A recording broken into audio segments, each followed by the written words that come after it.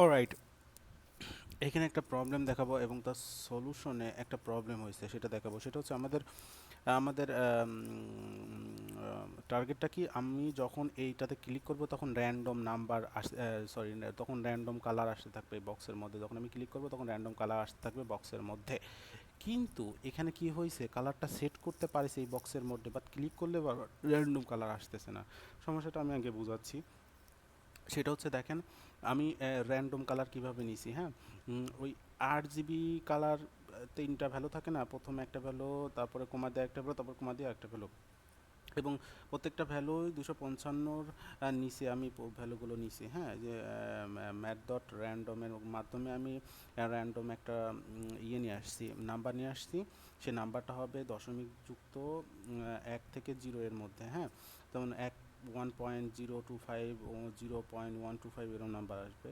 এবং এটা ম্যাথ ফ্লোরের মধ্যে ঢোকাইছি যাতে আমি ওই দশমিকের পরের নাম্বারটা লাগবে না, দশমিকের নিচের নাম্বারটা লাগবে। সো দশমিকের নিচের নাম্বারটা প্রতিবার আমি নিচে র্যান্ডমভাবে আসবে, এবং সেটা 255 দিয়ে গুণ করেছি। দেখো ম্যাট ডট র্যান্ডমকে 255 দিয়ে গুণ করেছি, মানে এই ক্ষেত্রে কী হচ্ছে, তাহলে 255 নিচেই র্যান্ডম নাম্বার আসতে থাকবে।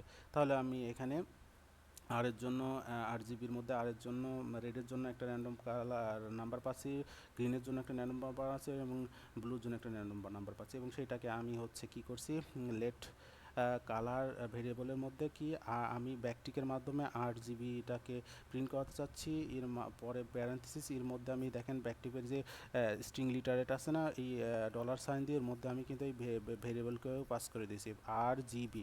তাহলে এখানে আলটিমেটলি সে কী পাবে, আলটিমেটলি সে পাবে হচ্ছে এই যে এইটা, এই দেখেন, এখানে যদি যাই, এখানে হচ্ছে যে এই কালারটা পাবে কি, যেমন হচ্ছে আপনার এই ও পাবে হচ্ছে আপনার 2.69.2.49.76 এরকম একটা 8 জিবি সংখ্যা পাবে, হ্যাঁ।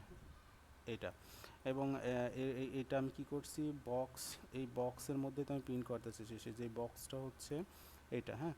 সো এই বক্সের মধ্যে আমি প্রিন্ট করতে চাচ্ছি, সেটা আমি কী করছি, বক্সের মধ্যে স্টাইল অ্যাট্রিবিউটের মাধ্যমে ব্যাকগ্রাউন্ড কালার হিসেবে এইটাকে আমি সেট করে দিচ্ছি। তাহলে কি বক্সের মধ্যে ব্যাকগ্রাউন্ড কালারটা চলে আসলো। এবার আমি কী করছি, বাটনকে একটা অ্যাডিশনাল লিসেনার দিছি, লিসেনার দেওয়ার পরে এই মাই ফাংশনকে কল করে দিছি। এই মাই ফাংশনটা কল হয়ে যাবে, তার মানে কি এই ব্যাকগ্রাউন্ড কালারটা ওই যতবার কল হবে ততবার ওই ব্যাকগ্রাউন্ড কালারটা এই বক্সের মধ্যে পড়ে যাবে। কিন্তু এখানে প্রথম যখন আমি রিফ্রেশ করতেছি, দাঁড়ান, হ্যাঁ, যখন আমি এইটা এখান থেকে আপাতত তুলে দিই, দেখেন এই যে যখন আমি রিফ্রেশ ওটা থাক, যখন আমি রিফ্রেশ করতেছি দেখেন ক্লিক করলে কিন্তু চেঞ্জ হচ্ছে না, র্যান্ডম কালার আসতেছে, বাস রিফ্রেশ করলে আসতেছে, রিফ্রেশ, কিন্তু এটা ক্লিকের বারবার আসতেছে না।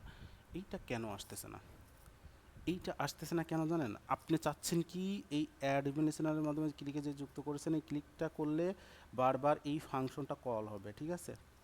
তো এই ফাংশনটা বারবার কল হওয়া মানেই তো ব্যাকগ্রাউন্ড কালার প্রতিবার চেঞ্জ হওয়া, তাই না। কিন্তু এই ফাংশনটা বারবার কল হচ্ছে কিন্তু ব্যাকগ্রাউন্ড কালার চেঞ্জ হচ্ছে না, কেন হচ্ছে না, কারণ কি দেখেন, আমি চাচ্ছি মাই ফাংশনটা বারবার কল হোক, কল হলেই তো ব্যাকগ্রাউন্ড কালারটা চেঞ্জ হবে, তাই না। মাই ফাংশন প্রতিবার কল হওয়া মানে কি, এই মাই ফাংশনের মধ্যে যতটুকু কাজ করেছেন ততটুকু এক্সিকিউট হওয়া, তাই না।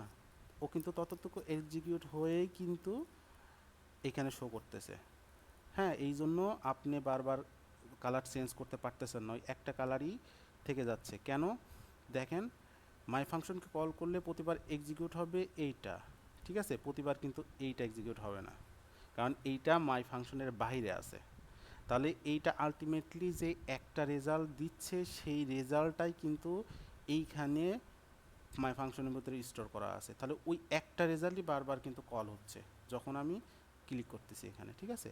সো এর সমাধান হচ্ছে আপনি এইটাকেও মাই ফাংশনের মধ্যে ঢুকাই দিবেন, এই যে।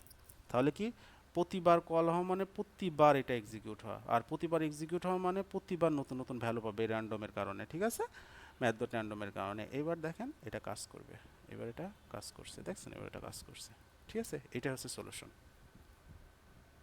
ও আরেকটা জিনিস আর হচ্ছে যে এখানে, এখানে যে আলাদাভাবে মাই ফাংশনকে কল করছি কেন, এটা যদি মাই ফাংশনকে কল না করতাম তাহলে কি বাই ডিফল্ট এটা বক্সের মধ্যে কিছুই থাকতো না, হ্যাঁ। তো বাই ডিফল্ট বক্সের মধ্যে আমি এটা কল করে রাখছি, বাই ডিফল্ট এটা একবার কল হবে এবং প্রতিবার ক্লিক করার পরে আবার এই পারমিশনটা কল হবে, এই জন্য এই যে ঠিক আছে।